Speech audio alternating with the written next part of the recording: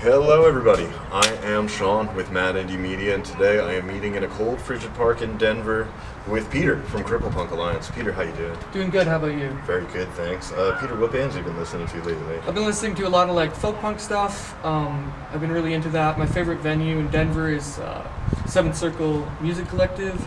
They book a lot of DIY folk punk stuff, so I've been really into that lately. That is fantastic. So obviously we can determine what the Cripple Punk Alliance is. You work with disability. Can you maybe define disability for us and what it means to you personally? Yeah, I would say disability is any barrier to being able to live a normal life without any obstacles. A lot of able-bodied people don't understand that there's some obstacles that a disabled person faces the second they get out of bed, and even before that. Absolutely.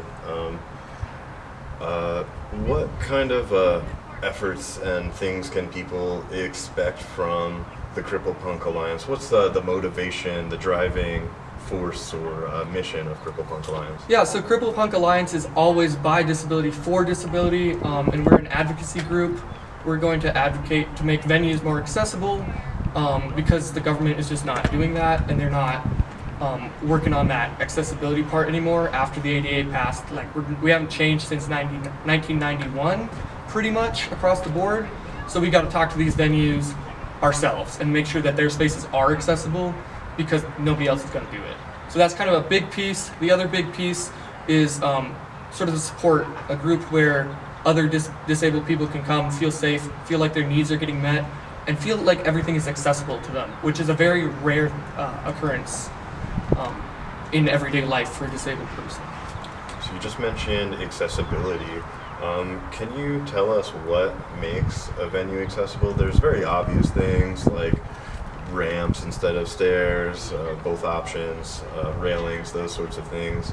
Upon the obvious, and maybe even mentioning the obvious, what makes a venue accessible, and what can venues be doing to make their venues more accessible? Yeah, what makes a venue more accessible, like we had mentioned, just these ADA requirements of a ramp, good signage, railings, and just handicapped doors, situations like that. But what we don't think about is what we as individuals can do to make a space more accessible.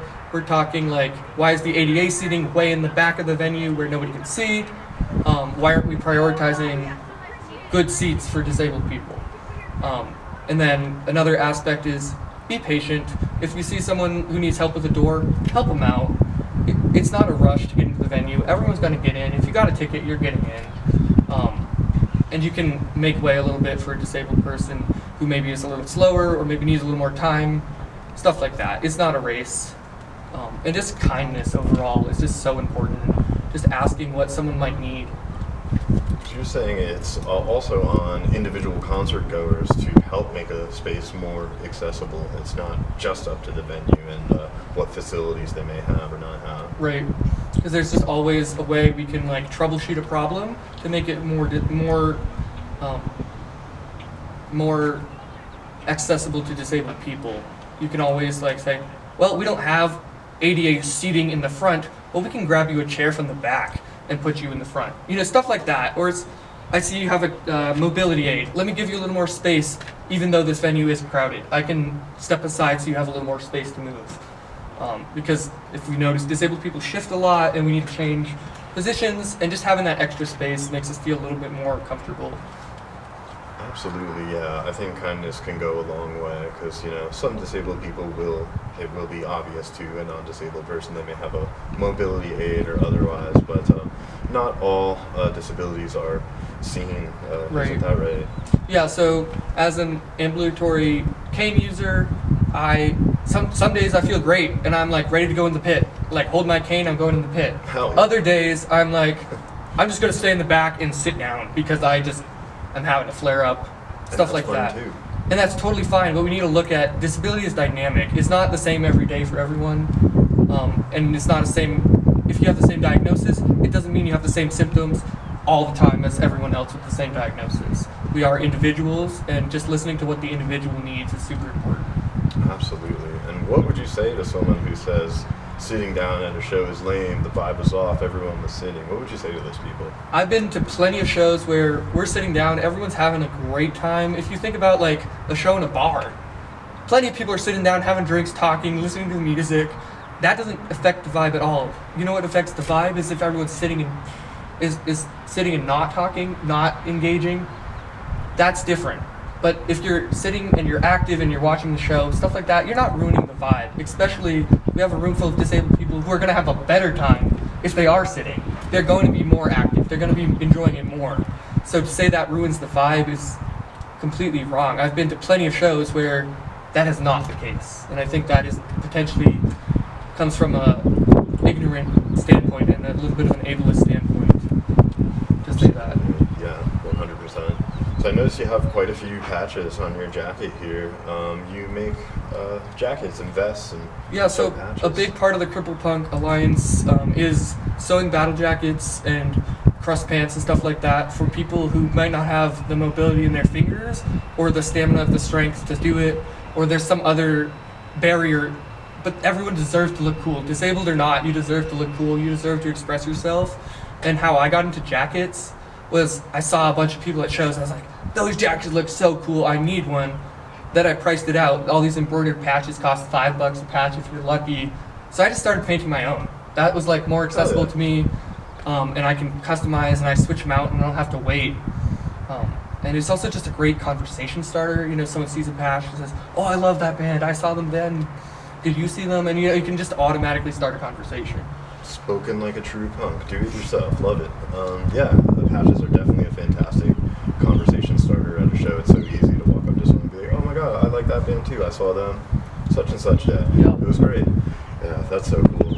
So, what kind of sort of advocacy efforts can people expect from the Cripple Punk Alliance? Do you have any upcoming events or anything like that that you might be doing? Yeah, as far as advocacy, we're doing a lot to talk to venues and make them more accessible, but more in our space, in our orbit.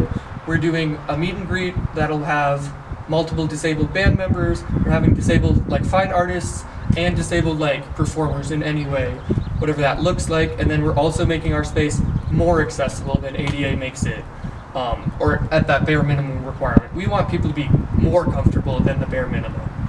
So it's a space for disability, by disability. And we're also going to have able-bodied people able to meet some accessibility needs throughout the whole show if they intend to come up.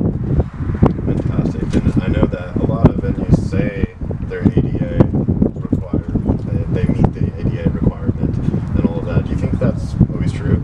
That is not always true. I've been going to a couple I've been making the rounds to venues with the measuring tape. You measure the railings, they don't meet ADA. They're either too high, too low. A lot of these, or they have 4 steps and a railing is required after 3, stuff like that. And if you're disabled and having a flare-up, that 4th step without a railing is a lot harder than an able-bodied person thinks it might be. So just having those things actually to the code and to what ADA says is important, and that's something that the venues are required to fix if you do point it out. The biggest thing is fighting sort of the system with it. If you can get to the venue owner, if you can get to someone real, they're more willing to connect with you on that personal level and make those changes. So we're getting boots on the ground and going to these venues and seeing how we can make a change. I love it. You got to be the change you wish to see. I applaud you for doing what you're doing. This is definitely an under-talked about, underfunded cause, and I think it's really incredible that people like you are out there, advocating for these kinds of things and trying to make these changes so everybody can enjoy them. Yeah, for sure.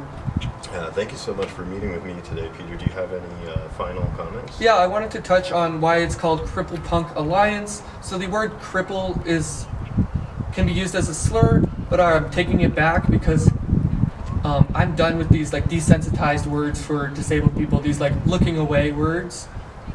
We deserve to be seen, and we are just as important as anyone else. So we are cripples, we are punks, and this is an alliance, so we do need help from other communities. We need help from able-bodied communities, and there's just so much intersectionality that it's an alliance is just a very important key part of this. Thank you again, Peter. Of course. Fantastic talking to you. I'm looking forward to seeing everything Cripple Punk Alliance does. Yeah, stay tuned and follow us on at Cripple Punk Alliance on Instagram and Facebook. for these updates and new events all across the Front Range. Hell yeah. We'll see you next time.